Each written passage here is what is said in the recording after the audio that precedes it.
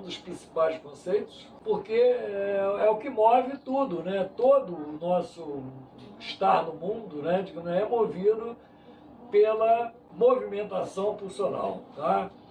Então, vamos lembrar que o histérico, né, por exemplo, ele está com a sua pulsão sexual e com a sua pulsão de morte, né, coartada dentro do aparelho psíquico, porque existiram forças, né, que impediram que essa descarga psicomotora ocorresse.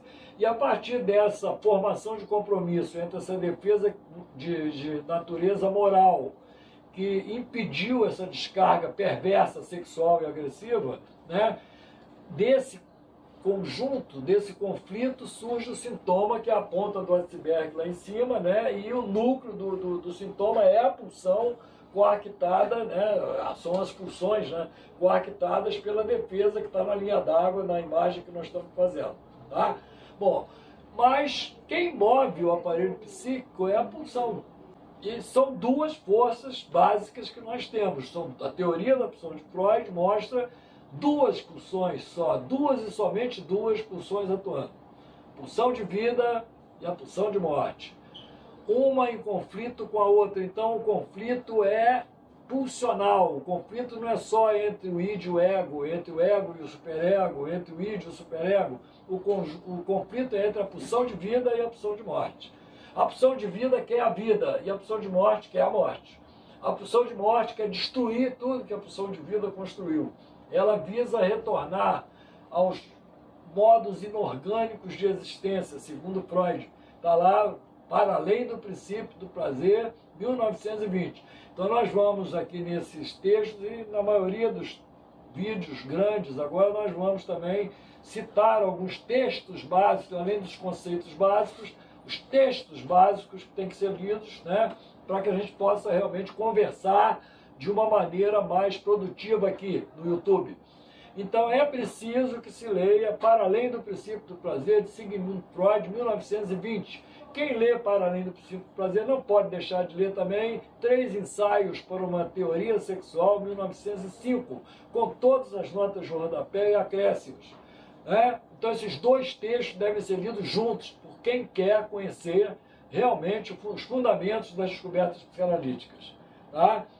O conceito de pulsão sexual, o conceito de pulsão de autopreservação e o conceito de pulsão de morte, pulsão de vida, estão muito bem estabelecidos nesses textos. Tá? Lembra que um é de 1905 e seria o representante do que a gente chama de primeira tópica.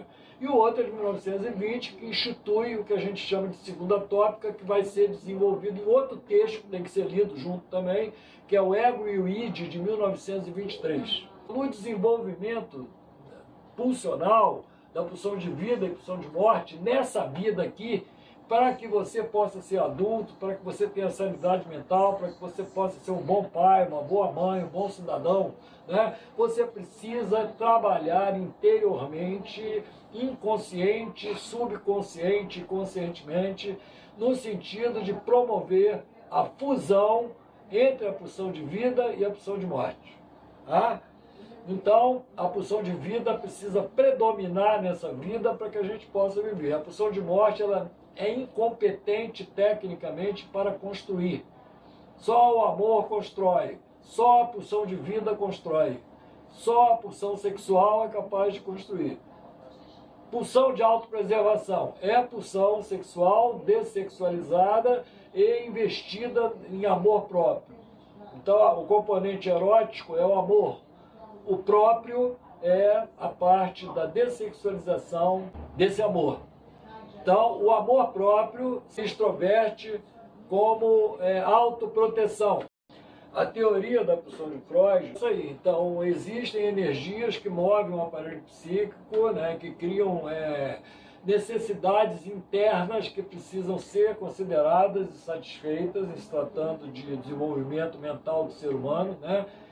E é isso, são duas pulsões, a pulsão de vida e a pulsão de morte. A pulsão de vida, ela se expressa como pulsão sexual e como pulsão de autoconservação, sendo que a pulsão de autoconservação é devida à dessexualização da pulsão sexual, né? E tem outros aspectos fundamentais também da teoria da pulsão de Freud, que são passagens que a gente vai falar agora aqui. Então, essas pulsões, elas têm origem no corpo como somas de excitação, de excessos, né, de excedentes dos processos biológicos, anabolismo, catabolismo, né, processos biológicos do corpo humano. Um excedente, né, excedentes vão se somando, né, vão se tomando corpo, vão aumentando em quantidade, né, os quanta de energia vão aumentando, né, ao ponto de formarem uma demanda que precisa ser representada psiquicamente, tá? Então, se essa demanda de energia biológica não for representada psiquicamente, ela vai ser descarregada diretamente nos tecidos do corpo, formando doenças psicossomáticas e neuroses atuais. Essa é a teoria da pulsão de Sigmund Freud. Essa é a teoria da pulsão da psicanálise, tá? Agora, em ocorrendo a representação psíquica da pulsão, que é um 17º conceito fundamental, representação psíquica da pulsão, né? Estrutura, memória, motivo, outro conceito, 18º conceito aí, né, fundamental da psicanálise. Então, se essa estrutura, memória, motivo, ela se forma com essa representação dessas quantidades biológicas, desses quanta, né, de energia biológica, agora acessíveis à descarga psicomotora por terem se representado na memória humana, né? Então, é a memória que participa dessa representação psíquica, dessas energias que a gente chama de pulsão.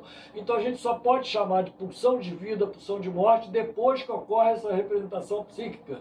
Antes dessa representação psíquica, são somas de excitação construtivas, dariam origem à pulsão de vida, ou destrutivas, que dariam origem à pulsão de morte, né, se forem representadas psiquicamente. Então, se ocorrer a representação psíquica, você tem pulsão de vida e pulsão de morte. Se não ocorrer, você tem somas de excitação destrutivas e construtivas e destrutivas, respectivamente.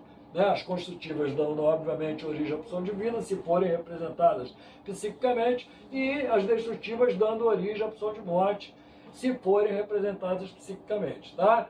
Nos meus livros, né, a conjunção da pulsão de morte e da pulsão de vida é representada pela cor verde. O azul, então, o azul escuro da pulsão de vida com cinza escuro da pulsão de morte, fundidos dão o verde dos impulsos, né, sexuais destrutivos com os quais a psicanálise lida, ou dos quais a psicanálise trata. Tá? Verdinho aqui. Tá? E esse roxinho aqui, ó, aqui é defesa. E esse azul aqui, não, esse aqui é marrom.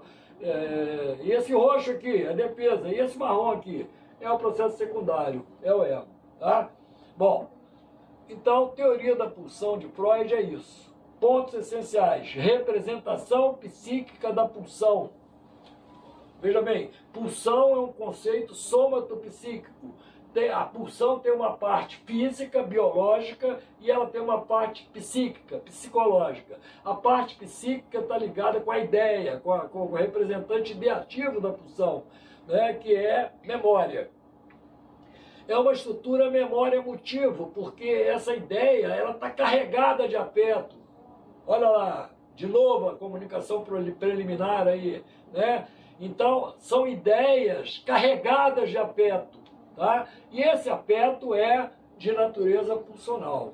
E basicamente tem dois afetos. Tem o afeto construtivo, de afeição, e tem o afeto destrutivo de rejeição. Tá? De ódio, de raiva. Né? Ou eu gosto, ou eu não gosto. Se eu gosto, é positivo, é de afeição. Se eu não gosto, é de rejeição. Tá? Então essas ideias estão carregadas com esses dois tipos de afeto aí. Tá bom? Agora, eu gosto da minha mãe a ponto de querer casar com ela. Pô, olha só, aí não vai poder, porque se você fizer isso, você perde a sua mãe. Com afeição e tudo, né? Não tem mais afeição da mãe, você tem uma relação incestuosa com a sua mãe. A mesma coisa acontece com substitutos da mãe, que são figuras de adultos pedófilos que ocupam esse lugar também. Tá? Então, o prejuízo é importante. Observar o prejuízo, né? Os observadores mostram prejuízo. Vamos falar de Dom Juan, por exemplo. Dom Juan, ele conquista todas as mulheres, mas não fica com nenhuma. Por quê? Né? Vamos estudar por quê? Por exemplo, se ele fosse homossexual, por exemplo, ele não ficaria com nenhuma. Tá?